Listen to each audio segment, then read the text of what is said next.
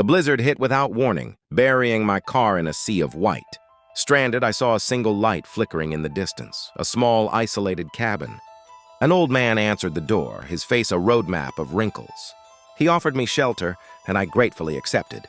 Inside, the walls were covered with portraits, all painted with unnerving realism.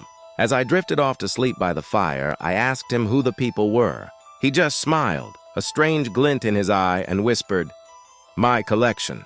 The next morning, I woke up to find the old man gone. The portraits were also gone.